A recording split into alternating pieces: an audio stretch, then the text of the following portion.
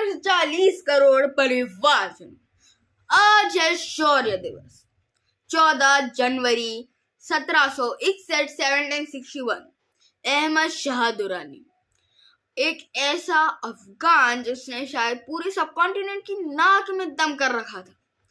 वो अफगानिस्तान को एक अलग नेशन पाकिस्तान और इंडिया से अलग ड्रिबन करके ले गया था और उसके कॉन्स्टिडेंट इन्वेजन्स जो आ रहे थे, कंटिन्यूस इन्वेजन्स इंडिया में, उससे परेशान होके मराठास वो लड़ने के एक बैटल शुरू करते हैं कि अब हम लड़ेंगे और अहमद शाह दुरानी को नीचे उसके घुटनों पे लाएंगे।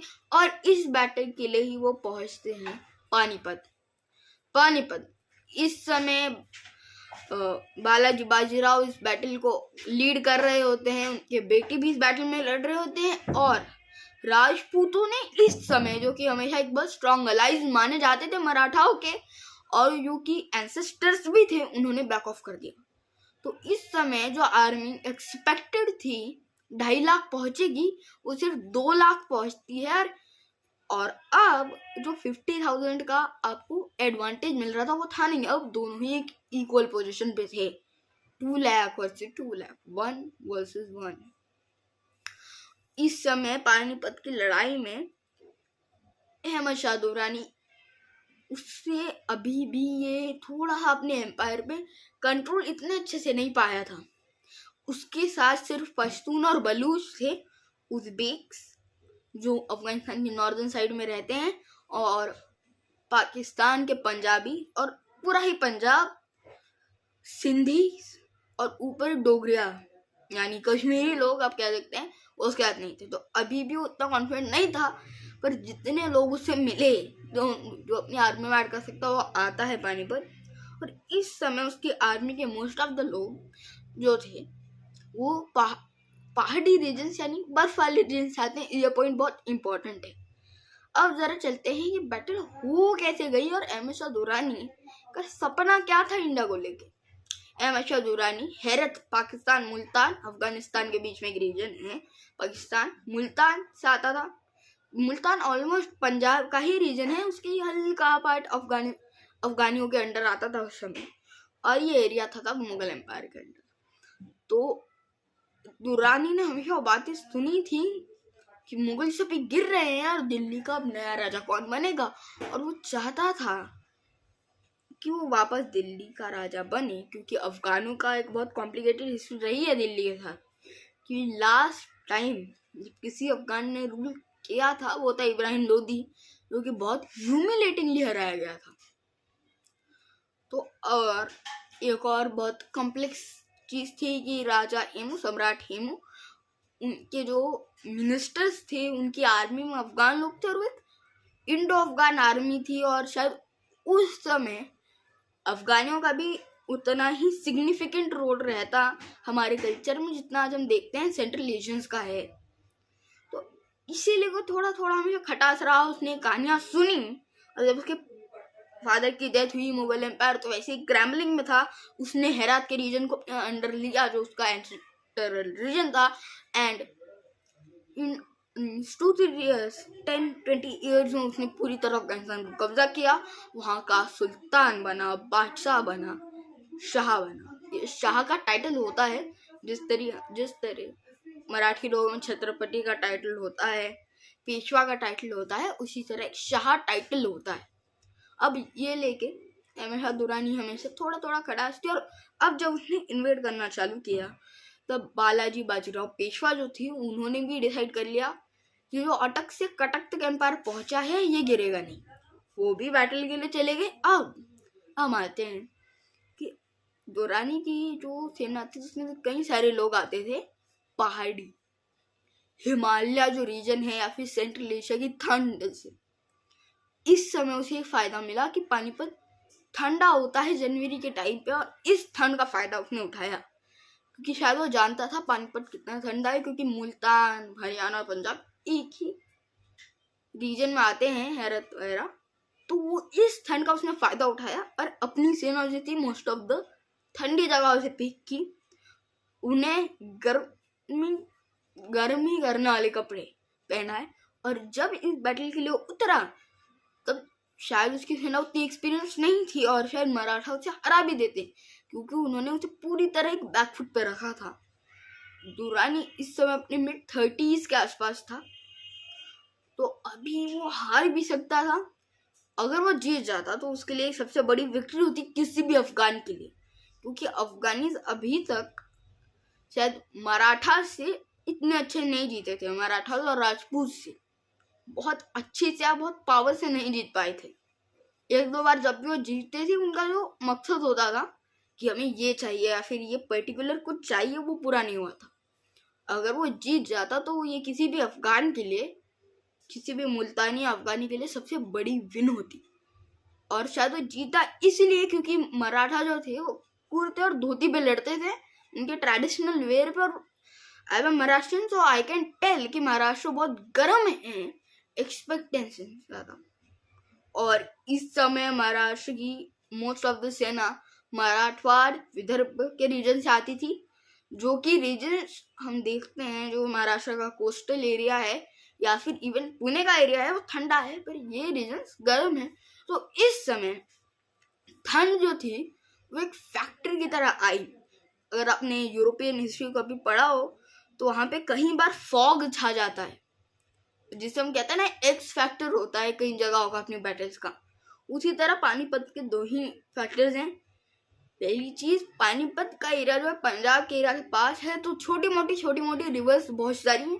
और दूसरी बात, ठंड बहुत ज्यादा है, और इसी ठंड का फायदा मिला दुरानी को। और उसने जब इन्वेजन लॉन्च किया और बालाजी बाजीराव के बेटे को मार गिराया, तब वो अपने हाथी में से उतर गए, अपने सारथी या फिर जो हाथी को चला रहा था उसे भी नहीं बताया, और उतर गए, घोड़े पे बैठे अपने बेटे के पास गए और ये सोचा मराठाओं ने शायद हमारा लीडर मारा जा चुका है।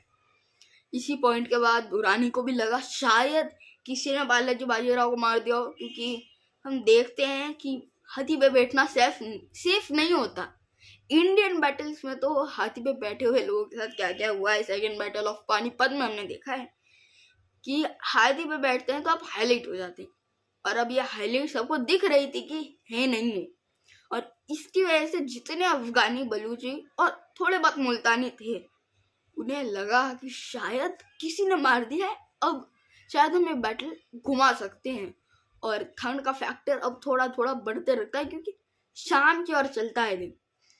इस समय Durrani full scale invasion launch करता है, क्योंकि दुरानी ने अपनी सेना को जो इस तरह लगाया था, समझिए उसने अपनी सेना को इस तरह कर दिया। उसने मराठा को घेरने की कोशिश की। और एक और बात, मराठा जो थे उनका खाना पानी खत्म हो चुका था इतनी लंबी जर्नी से। पुणे टू पानीपत 2000 किलोमीटर्स है, शायद रफ 2000 किलोमीटर्स। इतनी बड़ी जर्नी जब आप तय करते हैं, खाना पानी आपका खत्म है 2-3 दिन से, आपके सैनिकों ने कुछ खाया नहीं, और अब वो जीत रहे थे, आपकी गलती से हारने वाले। और इसके बाद दुरानी ने घेर लिया, पर मराठा लड़े, और दोनों साइड्स के हम कह सकते हैं 80,000 लोग एक दिन के, और दोनों साइड के 40,000 लोगों की डेथ हुई। और एक दिन में लड़ी जाने वाली सबसे खतरनाक बैटल जंग रही। तो ये जो चीज थी, ये जो शौर्य दिवस था, ये मराठी लोग आज भी सेलिब्रेट करते हैं, क्योंकि एक घर नहीं था महाराष्ट्र में जिसका कोई सगा नहीं मरा हो। पूरी जान लगा के जब आप लड़ते हैं किसी के खिलाफ, आप चाहे जीते ना जीते, आप अपना बेस्ट ट्राई करते हैं हर जगह, और वो जो है वही चीज मैटर करती है। और दुरानी को एडवांटेज भी था ज्योग्राफी का, और शायद उसके लोग उस एरिया को ज़्यादा अच्छे से समझते थे, पर तब भी ये बैटल जो थी ऑलमोस्ट सेम ही इस पे ख़त्म हुई। और ये साइट मतलब 0, जैसा आधे मार्क्स से पास होना कहते हैं, उसी तरह दुरानी भी शायद आधे मार्क्स से, आधे % से इस बैटल को जीत गया। और इसी तरह शायद वो जो ग्लोरियस मराठा एज थी वो एक एंड में आई, उसका अंत हुआ। और शायद फर्स्ट और सेकंड बैटल ऑफ पानीपत, ये दोनों ही मुगल से कनेक्टेड थी, और इनके बीच में मेरे हिसाब से 20 ईयर्स या फिर 25 ईयर्स का डिफरेंस था। और ये जो बैटल थी जो मराठा गोल्डन एज के एंड में लड़ी गई, इसमें 205 साल 2 महीने और मेरे हिसाब से 19 दिन का फर्क था, मुझे अभी इतना याद नहीं है, हाँ शायद 19 दिन का ही फर्क था, पर 205 साल का फर्क तो इतना क्लियर है। तो इतनी बड़ी बैटल मराठा लड़े पर वो शायद जीत नहीं पाए, पर उन्होंने जितने अपने एफर्ट्स डाले, वो एफर्ट जो थे उन्होंने जितना मैटर किया कि दुर्रानी फिर दिल्ली की और बढ़ा जरूर, मुगल्स को परेशान किया, पर अभी तक उसने अपनी बहुत सेना गंवाई, क्योंकि मराठास ने जब उसे हराया तब उस पर थोड़े थोड़े गोरिल्ला अटैक्स कहते हैं वो होने लगे। और फिर ऐसे टाइम पे जब उसने देखा कि नॉर्दर्न दिल्ली के लोग अफगान जो हैं वो अपनी दिल्ली को अपना समझते हैं, एक अफगानी अफगान से ज़्यादा इंडियन अफगान आप कह सकते हैं, जो नॉर्दर्न दिल्ली में रहते हैं, आज भी आप देखेंगे तो उन लोगों को लगा कि शायद दुर्रानी वो नहीं करता है कैप्चर, कि हमने गलती तो कर ही दी है अब इसके साथ लड़के। तो फिर जब उन्होंने हल्का हल्का विद्रोह चालू किया तब दुर्रानी आप बैक ऑफ कर गया आज के पंजाब और थोड़ा सा हरियाणा स्लाइटली उसने रूल किया। उसकी डेथ के बाद भी एक बहुत लंबे चले तक चला दुर्रानी एम्पायर, पर शायद उसके बाद कोई स्ट्रॉन्ग लीडर आया नहीं। और मराठास की जहाँ तक बात रही, उन्होंने हर टाइम की तरह वापस उठे और वापस अटक से कटक तक पहुंचे। बट उसके बाद हमने देखा कि ब्रिटिश एम्पायर, और एक और बहुत इंटरेस्टिंग फैक्ट मुझे याद आता है कि मराठा ने डिसाइड कर लिया था कि इंडिया में और कोई फॉरेन पावर नहीं, अगर आप इंडियन नहीं है, क्योंकि इस समय आप देख सकते हैं अफगानिस ने अपने आप को बहुत लेट में इंडिया से अलग माना था और बहुत टाइम लोग उस सब कॉन्टिनेंट को एक ही मानते हैं। तो इस मोमेंट पे जब दुर्रानी तो बैक ऑफ कर गया, पर मराठास अब वापस रिबिल्डिंग फेज में गए, एक अटैकिंग फेज से। और इसी तरह फिर हमने देखा कि ब्रिटिश एम्पायर उठता है बंगाल से और स्वाइप करते हुए चले जाता है बिहार को, उत्तर प्रदेश को, और फिर एंड में वो मराठास को हरा देते हैं 1818 में। और उसके बाद ब्रिटिश रूल चालू होता है पूरे सब कॉन्टिनेंट पे।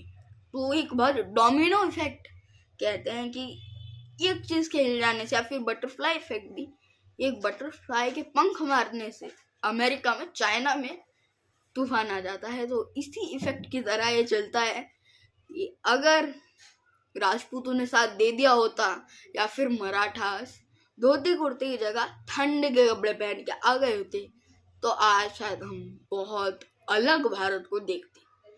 जय हिंद, जय भारत।